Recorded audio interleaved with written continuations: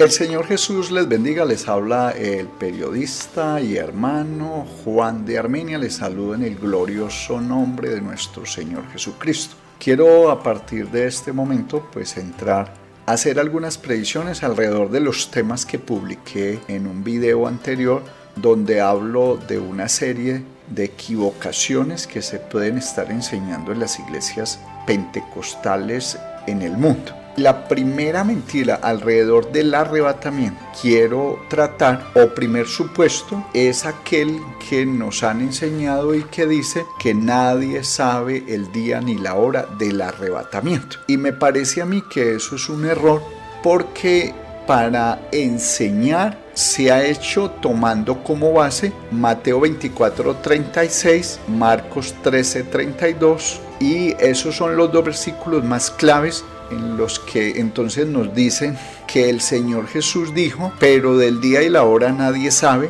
ni aun los ángeles de los cielos, sino solo mi Padre. Y en Marcos 13:32 dice: pero de aquel día y de la hora nadie sabe, ni aun los ángeles que están en el cielo, ni el Hijo, sino el Padre. Estos dos textos hay que mirarlos a la luz del contexto y de qué viene hablando el Señor Jesús, porque es que nosotros decimos estos dos textos aplican para el día del arrebatamiento, y eso desde mi punto de vista no es cierto. Y cuando digo que no es cierto es porque tengo los suficientes elementos para hacerlo, y es en el versículo anterior, es decir, en Mateo 24:35 y en Marcos 13:31, lo que dice el Señor Jesús es: el cielo y la tierra pasarán, pero mis palabras no pasarán. Pero del día y la hora nadie sabe. Ese pero del día y la hora nadie sabe es en relación a lo que él acaba de decir. ¿Y qué es lo que acaba de decir? Que el cielo y la tierra pasarán, y eso se puede verificar en una de las cartas de Pedro y en Apocalipsis. ¿Y qué es lo que se puede verificar? Que el cielo y la tierra pasarán, pero las palabras del Señor no pasarán. Y tampoco, ese es un segundo pero, es el día y la hora. Nadie sabe cuándo va a pasar el cielo y la tierra, ni los ángeles, sino solo el Padre.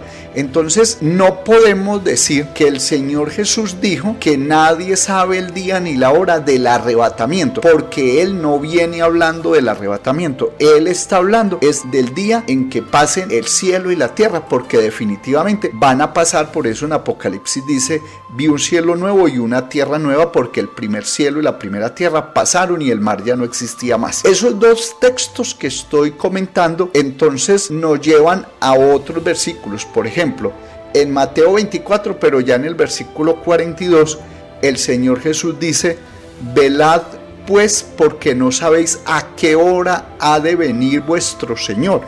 Y cuando nos habla aquí de la venida del Señor, es cuando Él aparezca nuevamente en su cuerpo, y eso, creo yo, sucederá ya en el milenio.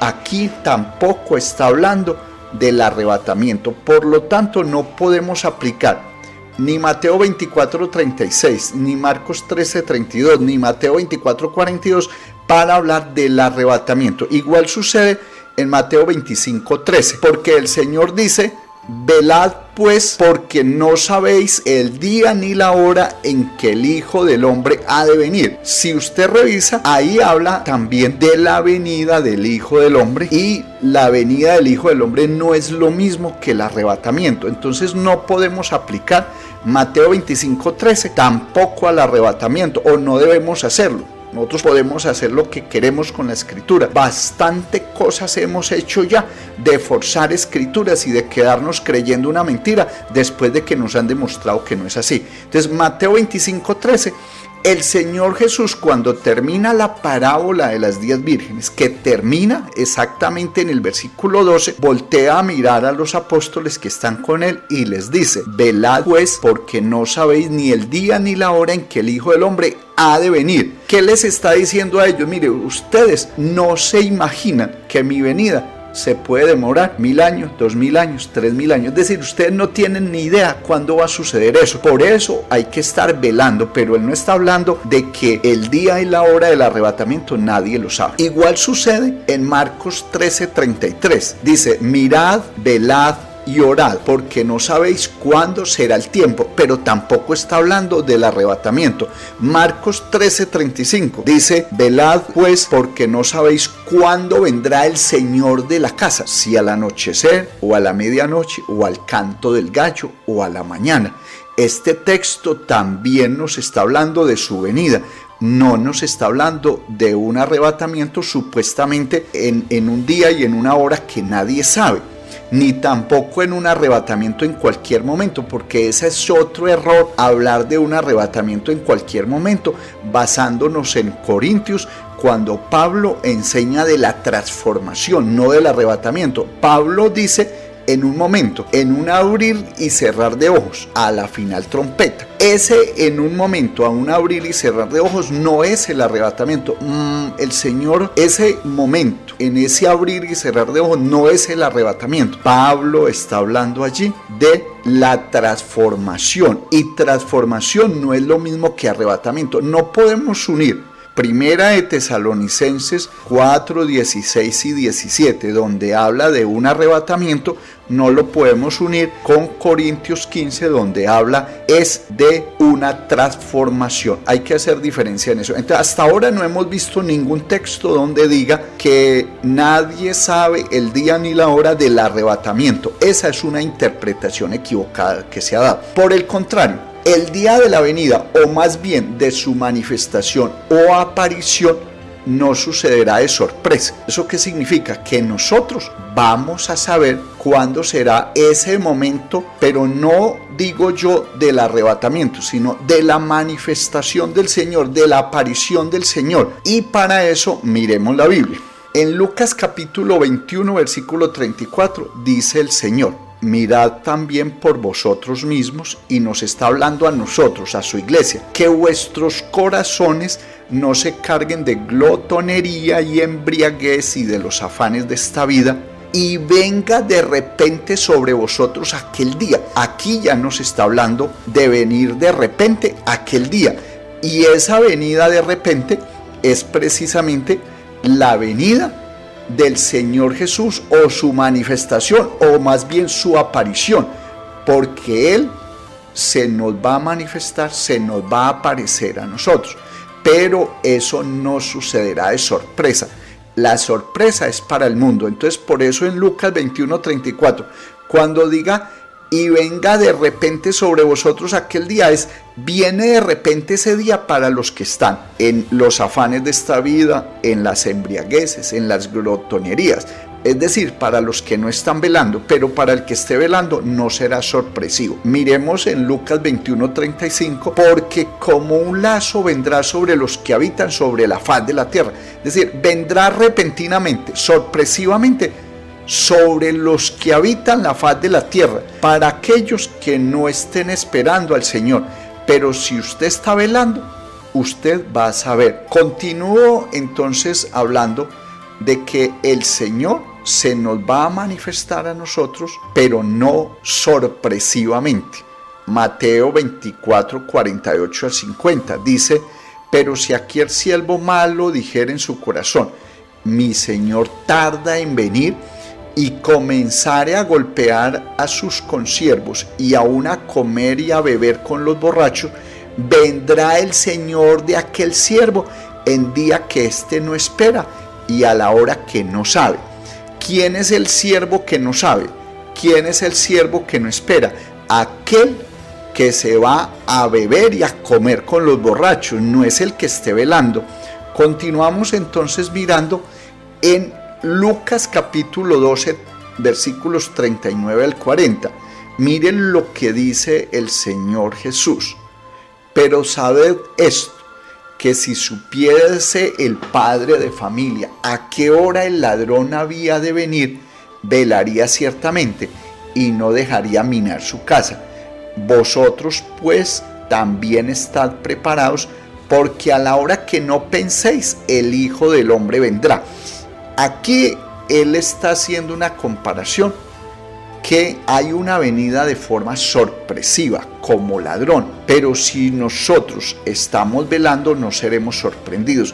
Otra cosa es que aquí tampoco habla del arrebatamiento. Tratemos de retirar por un momento esa idea que nos implantaron durante 150 años diciéndonos que en cualquier momento iba a ser el arrebatamiento, porque la Biblia no enseña eso. Yo lo que estoy demostrando es que el Señor vendrá como ladrón en la noche, pero no sorpresivamente para la iglesia. Él será como ladrón en la noche para el mundo. Esto lo puedo reafirmar con la escritura que está en Primera de Tesalonicenses capítulo 5 versículos 2 al 4. Y en el versículo 2 dice: porque vosotros sabéis perfectamente que el día del Señor vendrá así como ladrón en la noche. Y en el versículo 4 de esta Primera de Tesalonicenses 5 dice: mas vosotros, hermanos, no estáis en tinieblas para que aquel día os sorprenda como ladrón. Entonces aquí está hablando Pablo a los hermanos y les está diciendo que ellos saben que el Señor vendrá sorpresivamente, pero que para nosotros no será sorpresivo porque nosotros no somos de la noche, sino del día. Revise muy bien ese capítulo 5 de Primera de Tesalonicenses. De la misma forma se muestra en el libro de Apocalipsis, capítulo 3, versículo 3. Dice así: acuérdate pues de lo que has recibido y oído, y guárdalo, y arrepiéntete, pues si no velas, vendré sobre ti como ladrón, y no sabrás a qué horas vendré sobre ti.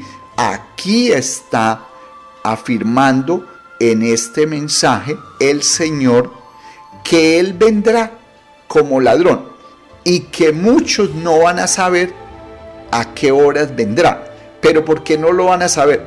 Porque no están velando, pero el que esté velando no será sorprendido. Mirando otro texto en Apocalipsis 16:15 dice: he aquí, yo vengo como ladrón. O sea, Él viene sorpresivamente. Bienaventurado el que vela y guarda sus ropas para que no ande desnudo y vean su vergüenza. Aquí está diciendo el Señor que Él viene como ladrón, pero es bienaventurado el que está velando, porque el que vela no será sorprendido. El que está despierto espiritualmente, el que está anhelando, el que está soñando, el que está apasionado por la venida del Señor no será sorprendido. De otra forma, en 2 de Tesalonicenses 2 del 1 al 4, el apóstol Pablo dice: pero con respecto a la venida de nuestro Señor Jesucristo, está hablando de la venida y nuestra reunión con Él, os rogamos, hermanos, que no os dejéis mover fácilmente de vuestro modo de pensar, ni os conturbéis ni por espíritu, ni por palabra, ni por carta, como si fuera nuestra, en el sentido de que el día del Señor está cerca. Nadie os engañe en ninguna manera, porque no vendrá sin que antes venga la apostasía y se manifieste el hombre de pecado, el hijo de perdición, el cual se opone y se levanta contra todo lo que se llama Dios o es objeto de culto, tanto que se sienta en el templo de Dios como Dios, haciéndose pasar por Dios. En este capítulo de 2 de Tesalonicenses, capítulo 2, nos está hablando de la venida del Señor. No está hablando del arrebatamiento, está hablando de la venida y nuestra reunión con Él. ¿Y cuándo nos reuniremos con Él? Si usted revisa en otros textos que vamos a ver más adelante, va a encontrar que el Señor prometió venir a hacer morada con nosotros. Y en Apocalipsis capítulo 3 versículo 20, Él dice: he aquí, yo estoy a la puerta y llamo. Ese es el último mensaje. Si alguno oye mi voz y abre la puerta, entraré a él. O sea, no es que nosotros vamos a recibirlo a un lugar lejano de la tierra, no. Él viene y entrará a nosotros. Y entraré a él y cenaré con él y él conmigo. Esa es la cena de las bodas del Cordero. Por eso yo afirmo que son aquí en la tierra.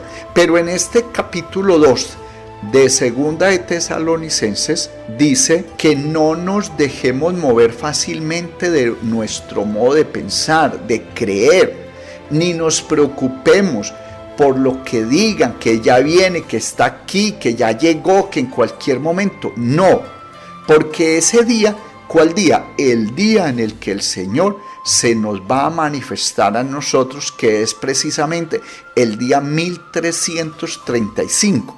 El día en el que Daniel 12:12 dice, bienaventurado el que espere y llegue al día 1335. Ese es el día final, ese es el día para nosotros estar en la cena de las bodas del Cordero. Pero antes de llegar a ese día 1335 debe manifestarse la apostasía. Y la apostasía ya se manifestó con el Concilio Vaticano II y con la manifestación del hombre de pecado, que vino a sembrar la cizaña entre el trigo y se fue. Y ese mismo hombre de pecado es el que aparecerá nuevamente como el hijo de perdición, como el anticristo que se opone, pero ya en su segunda venida. En su primera venida iba a traer la apostasía, que es toda una serie de mentiras, de falsedades, de embustes que se metieron dentro del cristianismo y que nosotros hemos acogido, o por lo menos no hemos protestado en contra de esas falsas doctrinas. Entonces él venía a implantar esa apostasía, esa cizaña, esa palabra de mentira, y lo hizo como el hombre de pecado, pero nosotros no lo vimos, no lo conocimos. Él vino mientras el cristianismo se entretenía en cuestiones de riqueza, de prosperidad, de un arrebatamiento en cualquier momento, de efervescencia y calor, pero eso no trae fe, y además no podemos seguir esperando una cosa que no va a suceder. Así que yo hoy estoy tratando de demostrar que la venida del Señor no será sorpresiva, que no hay tal afirmación de que el arrebatamiento será en cualquier momento, y que según estos textos que estamos viendo, antes de que eso suceda, antes de que el Señor se nos manifieste, era necesario que viniera la apostasía, que es lo que estamos viviendo hace un poco más de 40 años, y que se manifestara ese hombre de pecado, que luego será el hijo de perdición o el anticristo, que se levantará contra todo lo que se llame Dios o es objeto de culto y se sentará en el templo de Dios. Pero en su primera venida sembró la cizaña, habló cosas grandes y arrogantes y se fue. Ahora en su segunda venida no vendrá como falso Cristo, sino ya haciéndose pasar por Dios y hablando blasfemias. Igualmente quiero decirles, ya para terminar, que el Señor se nos va a aparecer o a manifestar a nosotros, a su iglesia, no al mundo. Y mire lo que dice la Biblia. Juan capítulo 14 versículo 21. Dice el Señor Jesús: el que tiene mis mandamientos y los guarda, ese es el que me ama. Y el que me ama será amado por mi Padre, y yo le amaré y me manifestaré a él. No está hablando del arrebatamiento, está hablando de su manifestación. Y en el versículo siguiente, Juan 14, 22, dice: le dijo Judas, no el Iscariote: Señor, ¿cómo es que te manifestarás a nosotros y no al mundo? Judas estaba impresionado, sorprendido, porque el Señor hablaba de manifestarse, pero no se iba a manifestar a todo el mundo, solamente a nosotros, solamente a su iglesia. Y esto ya lo que sigue lo dejaré para un próximo video, porque veremos cómo el Señor Jesús se va a manifestar, cómo el Señor Jesús se nos va a hacer visible a nosotros, cómo Él vendrá precisamente como dice este texto de Juan 14, 21, que el que tiene sus mandamientos y los guarda. Ese es el mensaje a la iglesia de Filadelfia. Por cuanto has guardado mi palabra y no has negado mi nombre, he puesto delante de ti una puerta abierta, pero esa puerta abierta es una puerta que Él nos abrió para entrar al lugar santísimo. El Señor Jesús les bendiga.